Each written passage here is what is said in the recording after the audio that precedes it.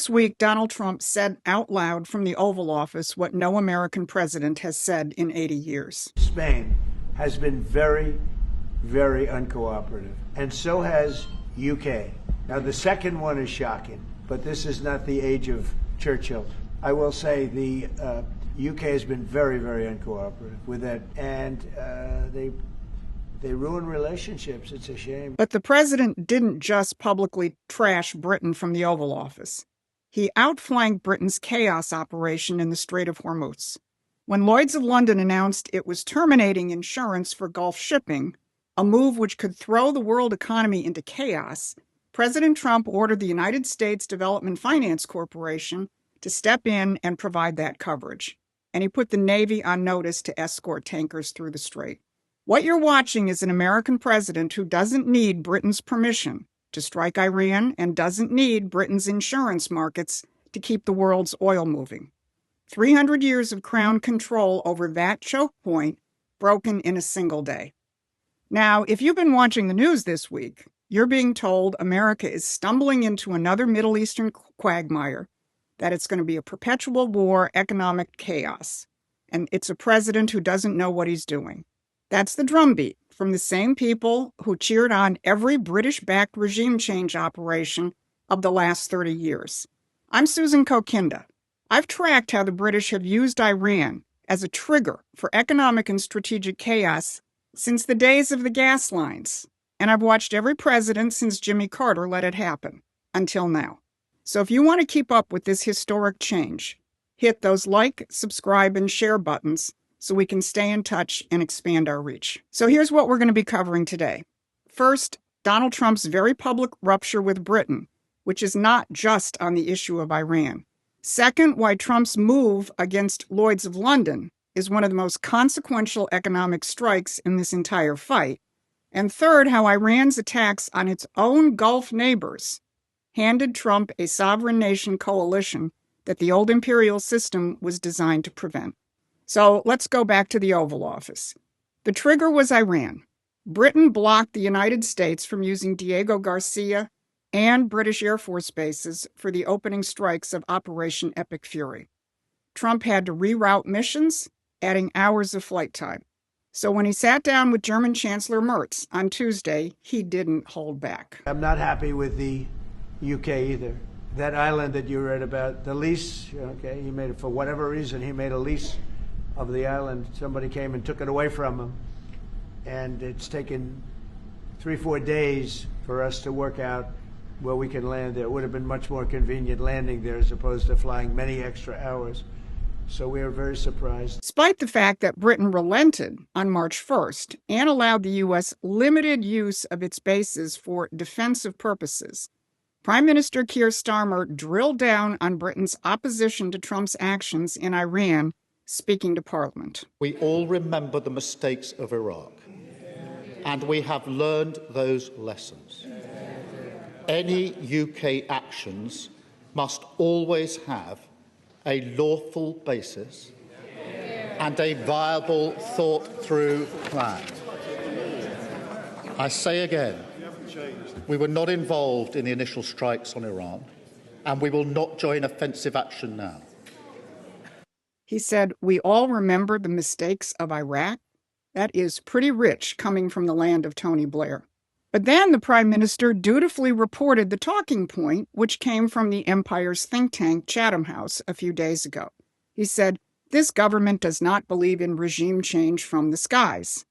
What Starmer is repeating is the globalist narrative that Donald Trump is using their regime change playbook and it's not going to work. Well, their problem is that's not what he's doing. So while the strategic split between the United States and the British is out in the open, there is more to Trump's break with the British. But the UK, what they're doing with energy and what they're doing with immigration is horrible. You have the North Sea. Somebody said yesterday, what would you do if you were the UK? Open up the North Sea. They got windmills all over the place that are ruining the country, ruining the landscapes, ruining the beautiful fields. Open up the North Sea. And number two, illegal immigration. They got to solve that problem. Windmills, immigration, those aren't military complaints. That is a systemic indictment of the British model. Green energy deindustrialization is the pet project of the British royal family. King Charles has made it his personal mission, including through Lloyd's, as we'll get to. An unfettered mass immigration is a frontal assault on the coherence of society itself, and Donald Trump has rejected both. Now, look who was sitting next to Donald Trump at that press availability, German Chancellor Friedrich Merz, who backed the U.S. position on Iran, and who recently stated that shutting down Germany's nuclear power plants was a catastrophic mistake. Merz is signaling that Germany wants to exit the managed energy decline that the British imperial system has imposed on Europe. So for the first time since World War II, an American president is treating Germany as a more reliable partner than Britain, not out of sentiment, but because Britain remains committed to the imperial system which Trump is dismantling, while Germany, under Merz, is signaling it wants out. Now, Spain does get a footnote. Trump told Treasury Secretary Bessent to cut off all trade with Madrid for refusing base access and dodging NATO commitments. Donald Trump is not fooling around. So the U.S.-British conflict that we've been exposing for decades is now playing out in the open, from the Oval Office to the Strait of Hormuz. If you want to follow the real fight, you need to subscribe to Promethean Action's free newsletter. We've been covering this from the standpoint of the real historical battle between empire and sovereign nations, long before it made headlines. So head on over to the Promethean Action website and subscribe to our free newsletter. The link is in the description.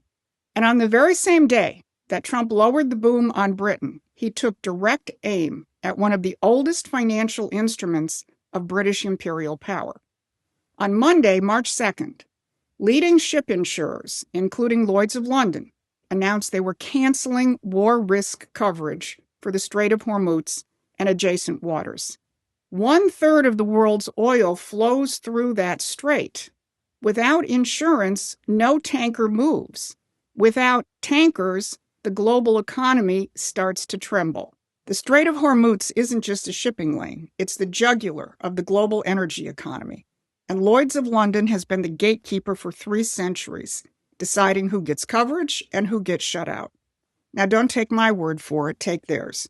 When King George V laid the foundation stone of the Lloyd's building back in 1925, he called it the embodiment of the highest qualities of British commerce.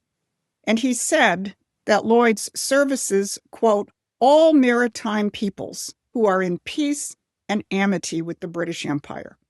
In peace and amity with the British Empire. Did you catch that? In other words, you get coverage if the Crown approves of you, and suddenly Lloyd's is pulling insurance from a war zone. That doesn't look like risk management. That looks like a weapon. And Lloyd's continues to flaunt its ties to the royals, dedicating a whole section of its website to royal moments. Not only that, Lloyd's has been the enforcer of the green agenda. In 2021, then Prince Charles showed up at Lloyd's to launch his Sustainable Markets Initiative Insurance Task Force, his vehicle for using the global insurance market to enforce the climate agenda on every nation on Earth. The same green agenda that Trump has been systematically dismantling. So when Lloyd's pulls war risk management on the Strait of Hormuz, that is not a neutral actuarial decision. That is the Crown's financial instrument deciding who gets to move energy through the world's most critical choke point. Donald Trump broke that control yesterday when the president announced that the United States Development Finance Corporation would provide political risk insurance at very reasonable prices for all ships traveling through the Gulf, and that the Navy would escort tankers if needed. He concluded by saying, the United States will ensure the free flow of energy to the world. This is big. The empire is no longer controlling that vital choke point. Now here's the final piece, and it's the one that ties the entire week together. While Trump was openly denouncing the British and replacing the king's insurance market, Iran was doing something no American diplomat had achieved in 50 years of trying. It drove the entire Gulf Cooperation Council into an emergency session, which came out with a joint statement of condemnation of Iran. Iran has attacked nations that had been mediating between itself and the U.S. The Gulf nations of Qatar, Oman, Kuwait, the UAE, Saudi Arabia, and Bahrain had chosen restraint and diplomacy over escalation, right up until the moment Iranian missiles started hitting their hotels, their airports, and their residential neighborhoods. President Trump took note. The president telling me, quote, "We were surprised. We told those countries we've got this, and now they want to fight. And they're aggressively fighting. They were going to be very little involved, and now they insist on being involved." The Iranians, the president said, quote, "shot into a hotel. They shot into an apartment house. It just made them," meaning the Arab countries, "angry. They love us, but they were watching. There was no reason for them to be involved," unquote. Even globalist institutions like the Atlantic Council recognized the dramatic shift underway with a March 2nd headline that read, "The Gulf that emerges from the Iran war will be very different." This is not coincidence. This is a realignment in keeping with what President Trump is building with the Abraham Accords and the Board of Peace. The empire has spent decades and decades keeping the region divided and dependent on its political and economic framework. The Accords and the Board of Peace were shutting down that game. And now Iran's missiles have accelerated the next phase, driving the same Gulf sovereign nations that signed or were on the verge of signing the Abraham Accords into a de facto military alignment with the United States out of the simple need to defend themselves. So let's put this all together. Sitting in the Oval Office, President Trump publicly denounced Britain's strategic and economic policies.